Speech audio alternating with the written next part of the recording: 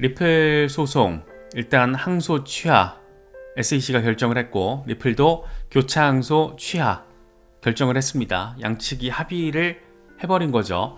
그런데 이 공식 종료에 대한 발표는 아직 나오지 않은 상황입니다. 이번에 SEC가 크라켄, 컨센시스, 컴벌랜드에 대한 소송을 공식 취하했다라고 공지를 했는데, 여기에다가 크립토닷컴에 대한 조사도 종료를 한다라고 공식적으로 정리가 됐습니다. 과연 리플 소송 이렇게 공식화되는 시점 언제가 될 것인가, 이게 지금 또 XRP 커뮤니티에서는 상당한 관심사로 부상하고 있는 그런 모습입니다. 아무래도 여러 다른 기관들과는 조금 차이가 있는 게, 리플 같은 경우에는 지금 판결이 나온 상황이잖아요. 그렇기 때문에 법원에서 또 이 실타래를 풀어줘야 하는 그런 부분이 남아 있어서 조금 더 시간이 걸리는 게 아닐까. 이 폴 애킨슨에 대한 인준안이 잘 정리가 되고 위원장 새로 오고, 그 시점에 맞춰서 뭔가 의미 있는 공식 발표가 나올 수 있지 않을까, 뭐 그런 생각이 들기도 합니다. 이 소송이 종료가 되면서 리플과 관련해서는 조금 더 전폭적인 부분들이 이슈화되고 있는 그런 모습도 포착이 되고 있습니다. 당장 딱 눈에 띄는 게, 브래드 갈링하우스 CEO가 직접 나서서 스위프트를 대체할 수도 있다라는 그런 취지의 멘트를 또 공개적으로 하다 보니까 리플과 스위프트의 관계성에 대한 어떤 이야기들이 많이 나오고 있어요. 일각에서는 사실 조금 업데이트가 되지 않은 관점으로 여전히 리플과 스위프트의 관계성을 바라보는 경우가 있더라고요. 그런 얘기 잘못했다간 이제 모질이 취급 당하기 딱 좋은데, 사실 리플과 스위프트의 관계성은 상당히 모호합니다. 스위프트가 리플을 전폭적으로 채택한다, 뭐 이런 얘기들이 과거에는 많았죠. 2020년 전후 시점까지만 하더라도. 근데 지금 단계에서는 특히 작년 하반기를 기준점으로 놓고 봤을 때는 어떤 리플과 스위프트의 관계성이라는 게 상당히 조금 많이 어떤 기대 포인트의 지점들이 바뀌었다라고 바라보는 게 맞지 않나, 저는 생각을 합니다. 그래서 지금 두 가지로 좀 관점을 나눠서 바라봐야 하는데, 일각에서는 특히 이제 XRP에 대한 강성 홀더들은 이런 얘기를 해요.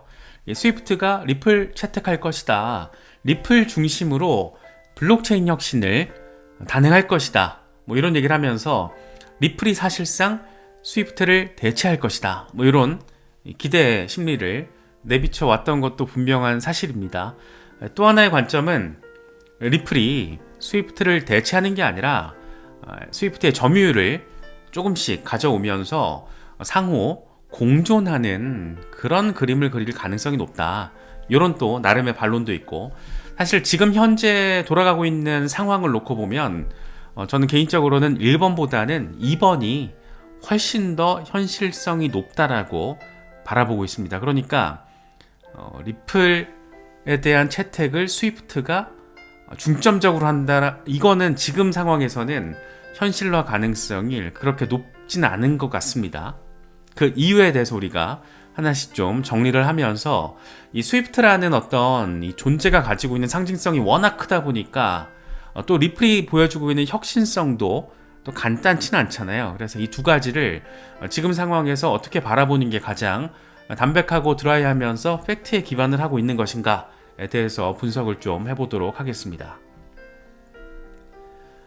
스위프트 자체 블록체인 혁신을 잘 구사하고 있습니다. 그렇다 보니까 리플을 비롯한 외부 기술력 채택과 관련해서는 어느 정도의 퀘스천 마크가 지금 달려있는 상황이에요. 리플 채택 가능성, 그러니까 리플 중심의 채택을 스위프트가 한다 라는 거는 현실적으로는 가능성이 더 낮아졌다라고 바라보는 게 맞는 것 같습니다. 이미 자체적으로 스위프트의 GPI, 글로벌 페이먼트 이노베이션을 개발을 해서 이 송금 속도, 투명성, 추적성 이런 것들을 크게 향상시켰죠. 이 며칠씩 걸리던 게 어쨌든 24시간 안에 가능하게끔 스위프트가 자체적으로 혁신을 또 단행을 하고 있습니다.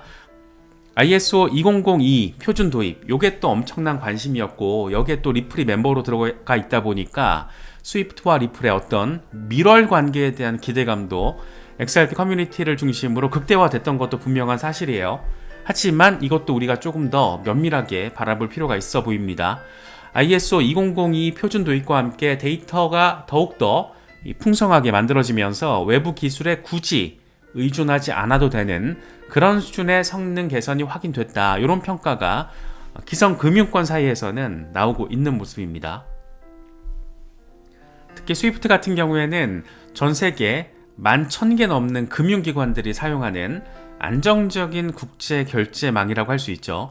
이미 충분한 신뢰와 글로벌 영향력을 가지고 있습니다. 특히 스위프트 같은 경우에는 이미 R3 등 다른 블록체인 기업들과 협력한 경험이 있지만 사실 명확하게 얘기하면 리플과 공식 파트너십을 맺은 적은 없어요. 이 MOU를 체결을 하면서 리플과 파트너십을 통해 블록체인 혁신을 구사하겠다라고 명시적으로 밝힌 적은 없습니다. 다만 ISO 2002에 리플이 참여하고 있고 이걸 주관하는 곳이 스위프트이고 특히 R3 같은 경우에도 모체를 따지고 보면 이게 또 SBI랑 다 연결이 돼 있다 보니까 R3나 리플 같은 경우에 SBI의 어떤 초기 도움이 없었으면 지금의 어떤 현실을 구사하지 못했을 것이기 때문에 간접적으로는 또 이게 또 연결이 돼 있습니다. 그렇다 보니까 그런 간접성을 가지고 굉장히 전폭적인 기대감이 있었던 것도 사실이지만 지금은 스위프트가 자체적인 블록체인 혁신을 활용하는 수준으로 가고 있기 때문에 자체적인 송금 혁신을 또 구사하고 있기 때문에 이전과는 조금 관점이나 상황 자체가 사뭇 달라진 것 같다라고 바라볼 수 있는 거죠. 물론 그럼에도 불구하고 리플과의 어떤 협업 가능성이 전혀 없다라고 말할 수는 없습니다. 리플과 스위프트 둘 다 이 ISO 2002에 참여하고 있고 스위프트 같은 경우에는 ISO 2002의 관리 운영을 책임지고 있습니다. 리플은 여기에다가 전략적인 개발자로 지금 들어가 있는 거죠. 그래서 ISO 2002 기반으로 이 송금 시스템들이 더욱더 지금보다 더 호환성을 갖추게 된다라면 리플의 기술력과 이 스위프트의 시스템이 연동될 가능성도 충분히 존재합니다. 다만 여기서 우리가 조금 드라이하게 좀 바라보자라면 이게 스위프트의 시스템이 리플 중심이 될 것이다 라는 거는 다소 약간 희망회로 성격이 짙다라고 할 수 있기 때문입니다. 왜 그러냐면 그 이유에 대해서 생각을 해볼 때 가장 큰 기준점은 작년 하반기에 마련됐다라고 저는 바라보고 있어요. 특히 그걸 상징적으로 보여주는 게 체인링크와 파트너십을 맺은 겁니다. 이건 사실 스위프트가 자체 블록체인 혁신 전략의 신호탄을 쏜 거라고도 평가할 수 있지 않나 생각이 됩니다. 리플을 비롯한 여러 훌륭한 프로젝트들이 많잖아요. 이런 외부 블록체인 기술을 직접 구축하거나 XRP 같은 암호화폐를 도입하지 않고도 기존 시스템을 유지하면서 기존 시스템의 안정성을 유지하면서 블록체인 생태계에 접근을 할 수 있는 그런 방식을 선택을 한 거죠. 체인링크를 통해서 이를 통해서 기존 시스템이 가졌던 단점, 엄청 느리고 엄청 비싼 이런 송금, 이런 거의 단점을 충분히 혁신할 수 있다라는 그런 의지를 내보인 것으로도 바라볼 수 있다라고 생각이 됩니다. 그래서 장기적으로 스위프트는 이 체인링크를 통해서 전통 금융 시스템과 디지털 자산 시장을 이제 매끄럽게 연결할 수 있게 되는 거죠. 정리를 하면 스위프트는 리플 같은 스텔라 루멘 같은 이런 특정 블록체인 프로젝트에 의지를 하는 게 아니라 자기들이 필요한 프로젝트들을 활용을 하겠다. 체인링크와의 상호 운용성을 통해서 이렇게 지금 정리할 수 있는 거죠. 그래서 스위프트는 리플의 XRP 같은 특정 암호화폐를 활용하는 방식에 대해서는 여전히 또 규제 리스크, 가격 변동성, 사실 규제 리스크는 지금 해소되고 있는 과정이기 때문에 가격 변동성에 대한 우려, 이게 조금 더 이제 무게감이 커졌다라고 바라볼 수 있을 겁니다. 반면 체인링크는 암호화폐 없이도 블록체인 생태계를 연결할 수 있기 때문에 리스크가 상대적으로 낮다라는 그런 주류 금융권의 평가가 있다라는 것도 우리가 참고를 하면 더 좋지 않을까 생각됩니다. 그래서 이 가격 변동성에 대한 어떤 우려, 이런 것들을 리플도 알고 있기 때문에 그래서 등장한 게 리플의 스테이블 코인 출시잖아요. 연말까지 5대 스테이블 코인으로 자리 잡게 될 것이다 라고 리플 CEO가 또 공개적으로 이야기를 하고 있다 보니까 새로운 스테이블 코인 시대가 열리게 되지 않을까라는 기대감, 특히 스테이블 코인, 리플 스테이블 코인 RLUSD에 대한 채택이 높아지면 높아질수록 이게 또 수수료가 XRP가 되기 때문에 이걸 통해서 XRP의 가격 상승 기대 역시 또 이제 커지는 그런 연관성까지 생각을 해볼 수가 있는 거죠. 리플 입장에서 그렇다라는 겁니다. 제이 클레버 같은 사람은 이런 얘기를 해요. RLUSD는 우리에게 미래를 보여주고 있다. 나는 스테이블 코인에 이렇게 빠른 채택을 본 적이 없다.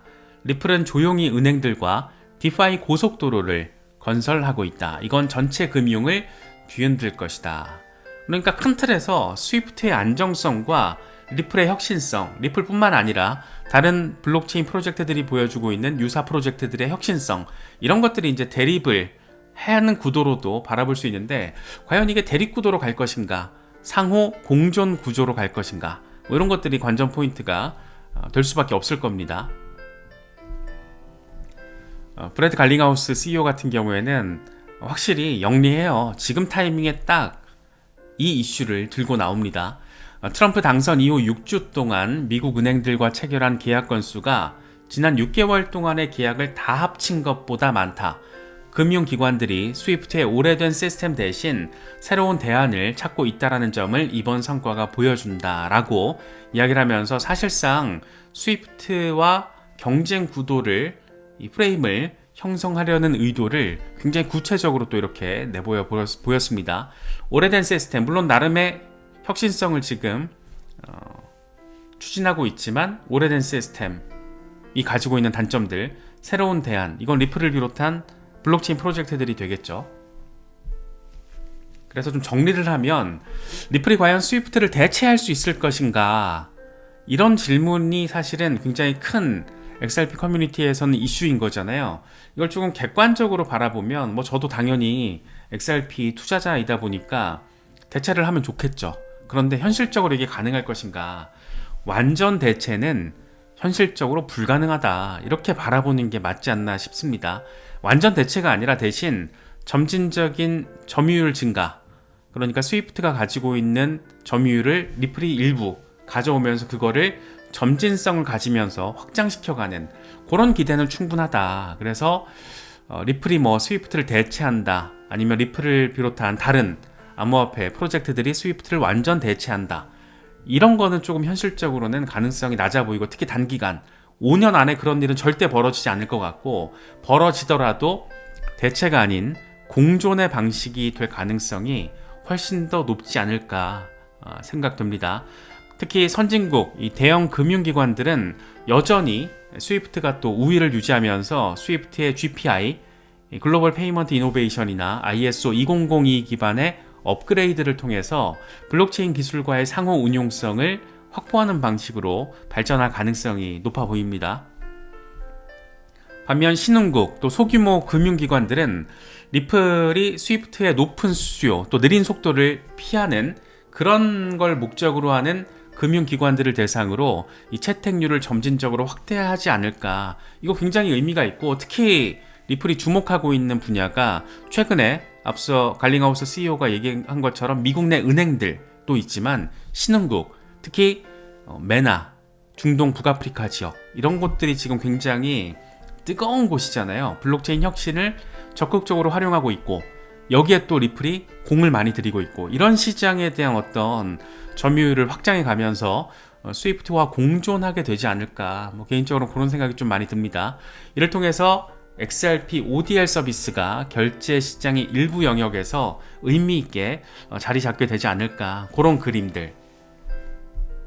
그리고 세 번째로는 금융기관이 혼합 사용하는 그런 모델도 생각해 볼 수 있을 것 같아요. 일부 금융기관들은 스위프트와 리플의 기술 상황에 따라서 혼합해서 사용하는 형태로 발전할 수 있을 것으로 보입니다. 물론 이게 꼭 리플이어야 한다라는 거는 XRP 홀더들의 이제 주장인 거고, 리플 말고도 비슷하게 혁신을 구사할 수 있는 프로젝트들이 꽤 있습니다. 당장 스텔라 루멘도 가능하고, 헤데라 해시그래프 같은 경우에도 충분히 가능하고, 그래서 이런 것들이 복합적으로 혼합 사용하는 양상을 보이게 되지 않을까. 그래서 대형 송금, 그리고 안정성을 중시하는 거래는 스위프트 중심으로 나아가되, 중소규모의 빠른 거래, 이런 것들은 리플을 비롯한 암호화폐 블록체인을 통해서 처리하는 방식으로 가능하게 되지 않을까.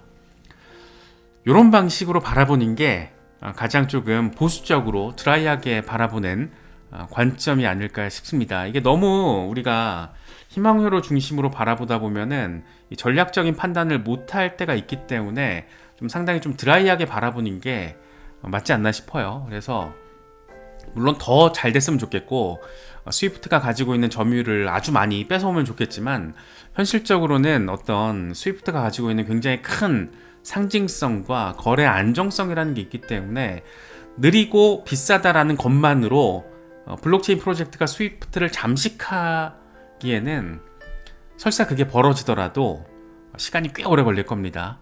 꽤 오래 걸릴 거. 하지만 리플이 가지고 있는 리플과 유사한 프로젝트들이 가지고 있는 이 혁신성도 상당하기 때문에 이런 것들은 우리가 당연히 주목해서 바라볼 필요가 있는 거죠. 그래서 이런 것들이 또 궁극적으로는 실물자산 토큰화 이슈와 또 맞물려 있기 때문에 좀 맥락적으로 잘 해석을 하면서 우리가 알트 프로젝트들을 바라봐야 되지 않을까 그런 생각이 들기도 합니다.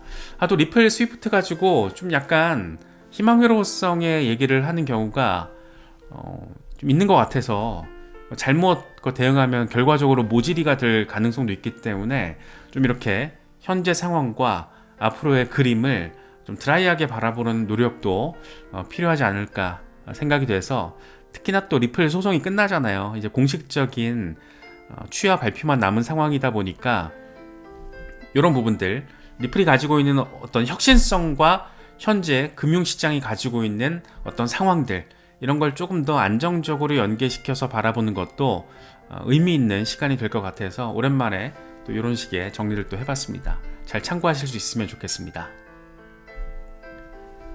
이 와중에 또 리플은 아프리카 국경 간 결제 확대 소식을 전했습니다. 이 치퍼 캐시라는 곳과 파트너십을 체결했는데 리플 페이먼트를 통해서 이제 아프리카의 국경 간 결제를 지원하게 된다라고 해요.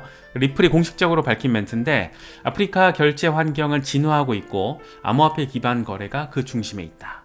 중동 메나 지역에 괜히 집중해 왔던 게 아니고 이게 딱 앞서 살펴봤던 이런 상황을 이미 지금 가속화하고 있기 때문에 긍정적으로 바라보면 되게 조금 설레게 만드는 그런 포인트들도 분명히 자리하고 있는 거겠죠. 그리고 무엇보다 XRP 현물 ETF, 블랙록과 피델리티가 과연 언제쯤 등판을 하게 될 것인가에 대한 기대감도 깔려 있어서 일단 소송 종료 이후에 여러 가지 생각할 거리들이 많은 것 같습니다. 소송 종료가 끝이 아니고 사실 어떻게 보면 이제 시작이기 때문에 XRP 좀 중장기 투자를 생각하고 계신 분들은 좀 이런 내용들 꾸준히 잘 팔로우업 하시면서 같이 또 공부를 해 나가면 더 좋은 성과를 우리가 함께 향유할 수 있지 않을까 그런 생각이 들기도 합니다.